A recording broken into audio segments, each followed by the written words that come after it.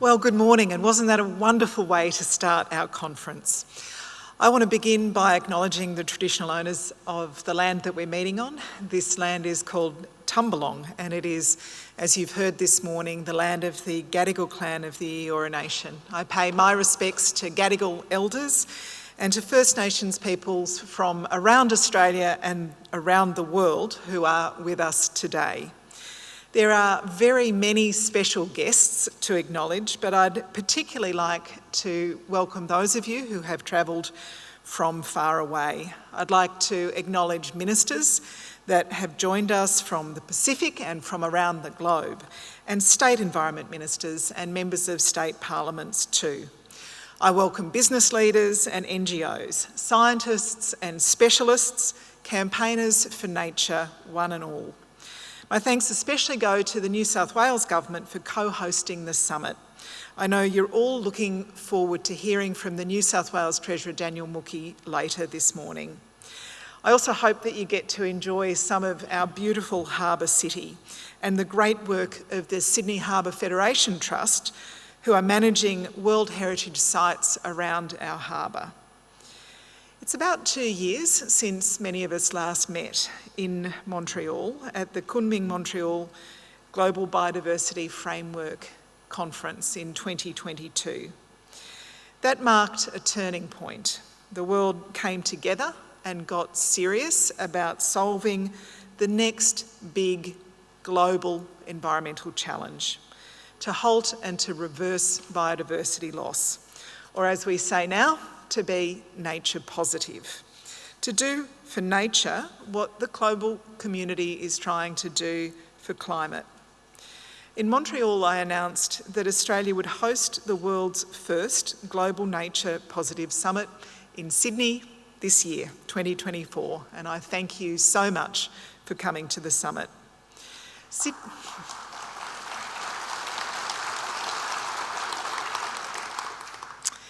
Sydney gives us the chance to take stock, to examine how we're doing together and individually, to share our successes and our challenges, and to learn from each other.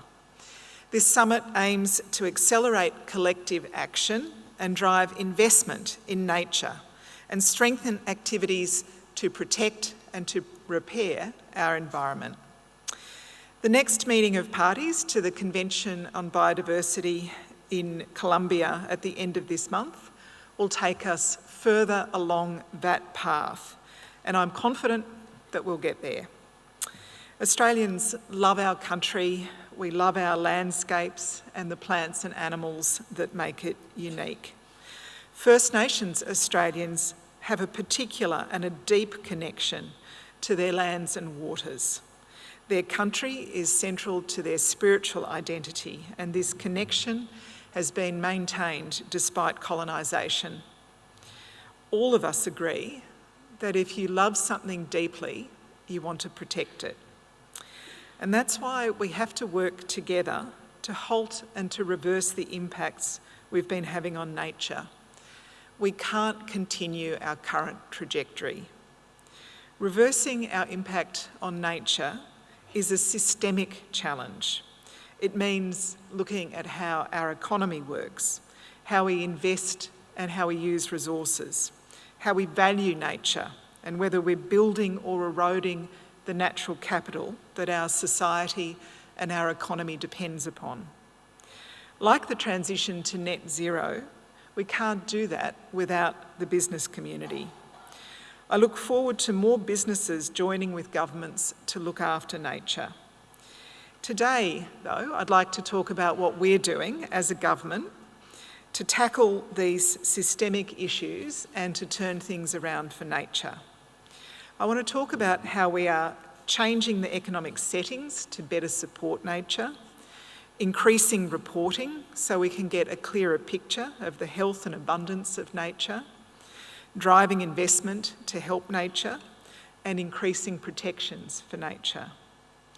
But I want to begin first by saying something about our government's approach to conservation and working in partnership with First Nations. Australia is so fortunate to be home to the world's oldest continuous cultures who have been custodians of this country for more than 60,000 years. We respect the aspirations of Australia's First Nations peoples and recognise the value of their traditional knowledge about our ancient landscapes. Indigenous protected areas of land and sea that traditional owners have agreed to manage for nature conservation are one of the very best ways that we have of protecting and caring for country. Our government is establishing 12 new Indigenous protected areas, adding an area the size of Tasmania to our National Reserve System. And we're investing $1.3 billion in our Indigenous Rangers program, including doubling the number of Indigenous rangers. Rangers help manage feral animals and weeds, the feral animals and weeds that are killing our native species. They undertake cultural burning. They use their knowledge in so many different ways to protect and care for country. That's, of course, a great source of pride for traditional owners and also for our Labor government that has such a long record of respecting and backing First Nations aspirations.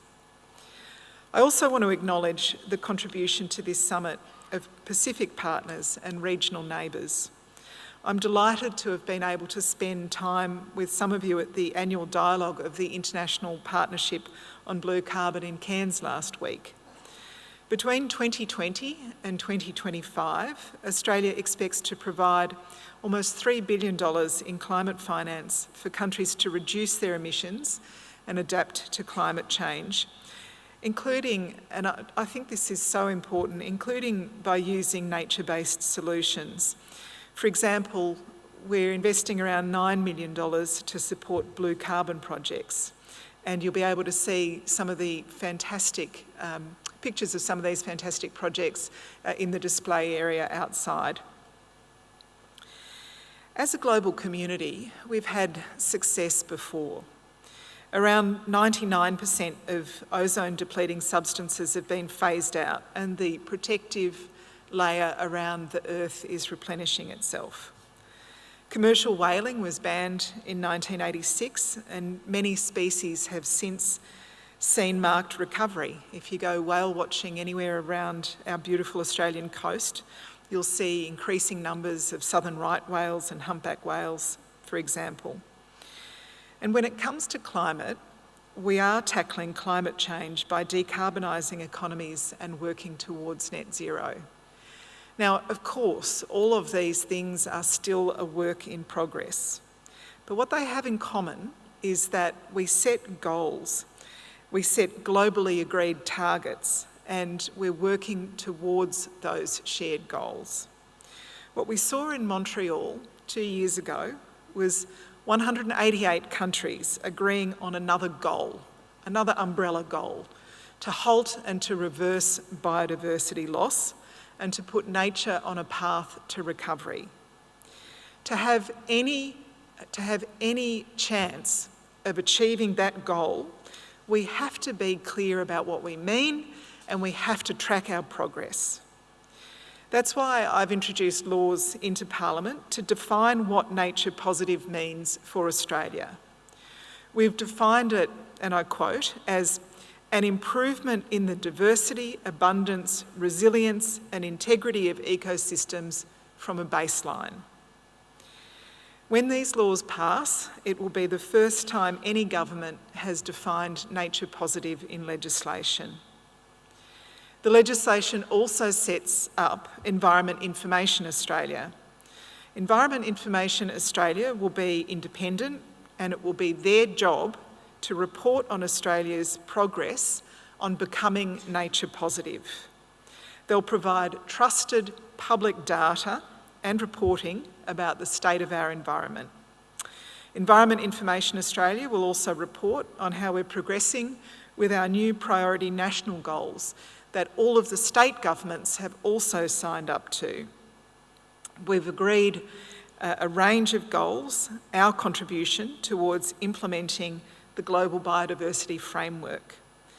Together with the Australian Bureau of Statistics, Environment Information Australia will publish natural capital accounts that show the value of our natural assets, the assets that we rely on, the forests, the rangelands, the soils, the mangroves, the seagrass, that stocks our seas with fish, that support our food production and help us build our homes and our towns. Where these natural assets are located, whether they're growing or shrinking in size, and what condition they're in, will all be publicly reported. We've got an international partnership with the United States and Canada working on natural capital accounting because, like us, they know that strong economies depend on nature. And as a government, we're also measuring what matters for our national well-being. Alongside our normal economic accounts, our budget papers will now report on metrics that evaluate how our threatened species are faring, how much land we've protected for conservation, and whether our air is getting cleaner. So as well as tracking the health of our economy, Australians can see whether natural capital and the things that are so vital for our quality of life are getting better or worse. And we're helping business to do the same thing, to understand their impacts and dependencies on nature. The Task Force on Nature-related Financial Disclosures, launched in 2021 with the support of G20 and G7 governments, is about giving businesses and financial regulators around the world a consistent way of understanding and reporting on nature-related risks. Having an agreed way of measuring and reporting on nature provides a shared language for business, for regulators, for shareholders, for consumers. And that's why government backing and the work of the TNFD and the IUCN on nature-positive metrics and reporting is so important. It provides consistency and it provides a shared language.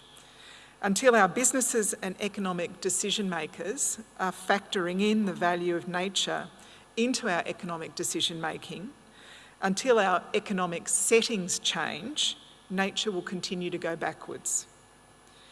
For agricultural businesses like the Australian Agricultural Company or natural health supplements companies like Blackmores, the business case for nature, understanding and managing their reliance on nature is very obvious. For other companies, that's less so, but that's changing. And it's why it was so great to see a joint statement signed by 11 Australian organisations across business, finance, investment and the environment, emphasising the importance of nature to the economy that was released last week. And it's why it was so wonderful last night to be able to launch Nature Positive Matters. Nature Positive Matters is a network of business leaders working towards a shared goal, making it easier to report on nature, reduce their impacts on nature, and to invest in nature repair. We really want businesses that do the right thing by nature to get the recognition they deserve for having strong environmental credentials and investing in nature repair. I was also delighted to announce last night that we have doubled the number of Australian businesses that have signed up to nature reporting using the TNFD reporting framework. 23 Australian organisations have now committed to nature reporting. Once businesses can see the impact that they're having on nature and understand what it means for their bottom line, they're much more likely to invest to protect the natural assets that we all rely on. We've seen the same thing begin to happen with climate reporting. As well as reporting on nature, of course, we want businesses to invest in repairing nature and restoring it. We've legislated to establish the world's first national nature repair market with scientifically robust, transparent rules for establishing baselines, for repairing nature and for measuring outcomes, so that everyone, investors, customers, shareholders, can have confidence that projects are delivering what's expected with a national public register of nature repair projects. That means that anyone can clearly and easily verify and track the outcomes of a project, who owns it, and the claims that are being made about its benefits. And by making sure that when someone invests in a project to repair nature, the gains for nature are protected long term via legislation and enforced by a government regulator. We've designed the nature repair market so that it works together with the carbon market. It means that landholders can be rewarded for nature benefits, for biodiversity improvements, as well as earning carbon credits. We've got pilot projects underway right now to set the groundwork for the nature repair market, including blue carbon projects, biodiverse plantings and vegetation management projects. And you'll have an opportunity on the third day of the summit to see some of these projects in action if you'd like to. The nature repair market will open in 2025 with the first methodology already out for public consultation at the moment. The government's also making it easier for the finance sector to back the government's climate and environment agenda through our green bonds program. The first $7 billion green bond was issued earlier this year, with funds raised going to support Australia's net zero transition. The interest from superannuation funds and other investors showed the level of demand for quality nature and climate investment. Critically, we're increasing protections for nature as well. We're fixing our environment laws and setting up a National Environment Protection Agency for the first time. That Environment Protection Agency will have strong new powers and penalties. We know what we need to do to protect and repair nature. Our strategy for nature sets out what we're going to do as a nation to implement the Global Biodiversity Framework. It includes 6 priority national targets and 3 enablers of change. We've chosen to focus primarily on these 9 areas because it's where we can make the biggest difference in Australia. We've committed to no new extinctions and to tackling invasive pests and weeds that are the biggest risk to many of our threatened species.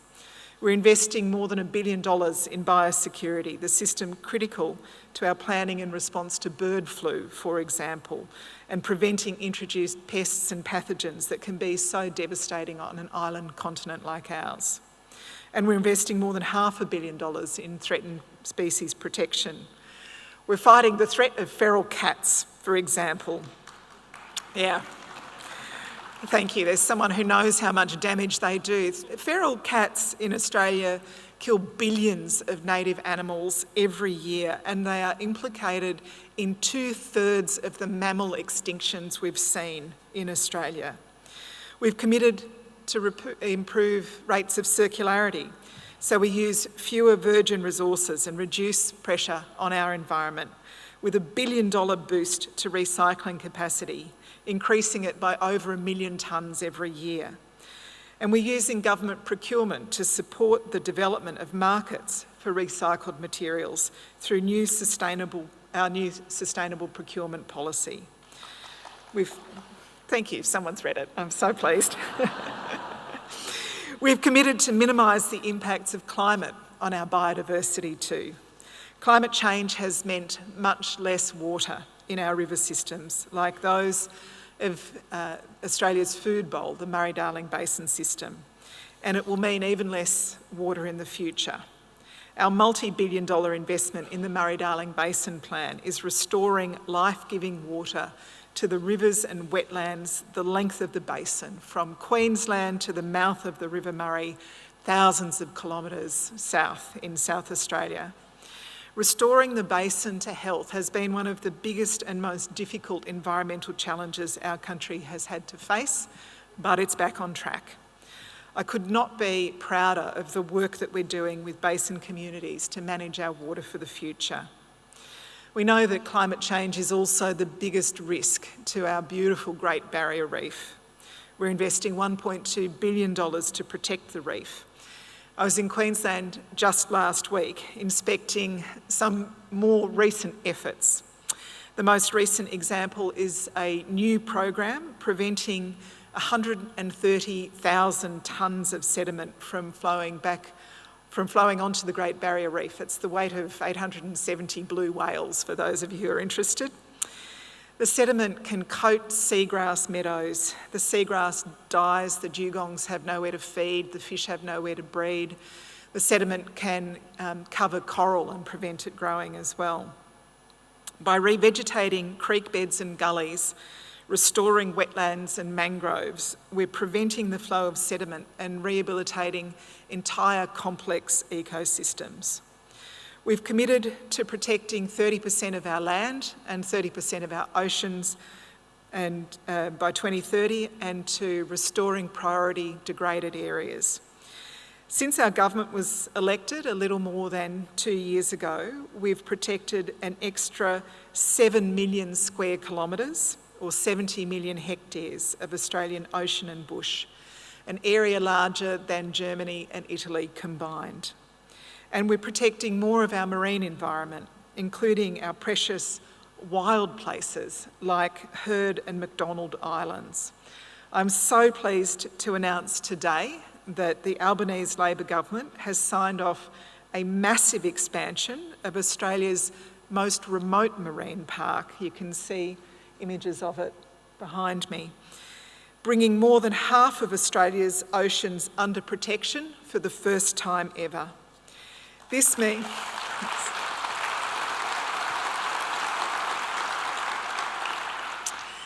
means that Australia is now protecting more ocean than any other country on the planet.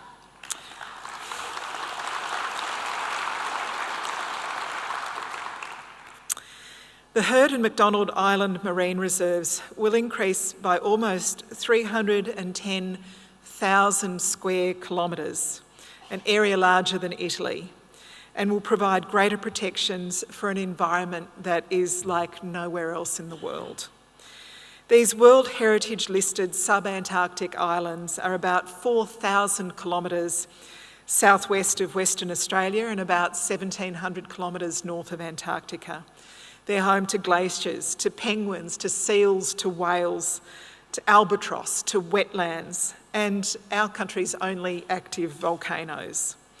The islands are globally significant foraging areas for seabirds and seals. The expansion means that 52% of Australia's oceans are now protected marine parks. So we've blitzed our 30 by 30 target when it comes to oceans. This decision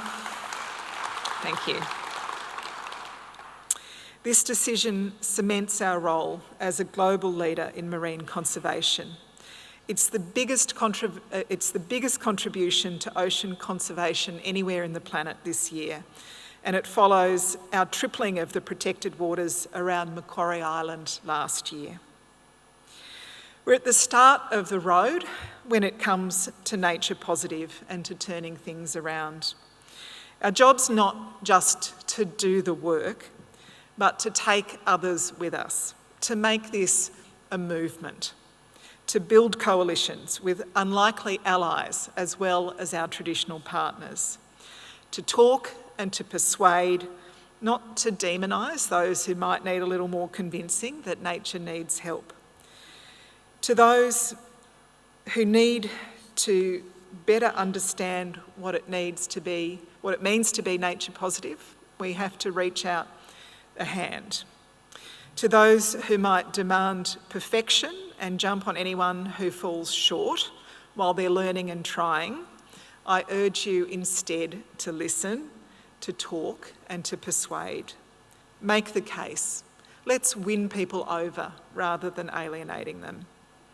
All of us in this room are ambassadors for the idea that nature can't continue on this downward trajectory, that we have to halt and reverse the decline by each of us trying to leave the places around us in better shape than before, nature positive.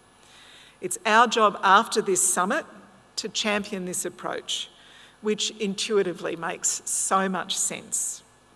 In nature, everything is so intricately and exquisitely connected. It's our job as leaders in our different fields to keep these delicate webs of connection intact. I'm optimistic because we've seen previously entrenched systems change and adapt as society's values and needs change, just as we're seeing with the shift to renewables in our energy grid.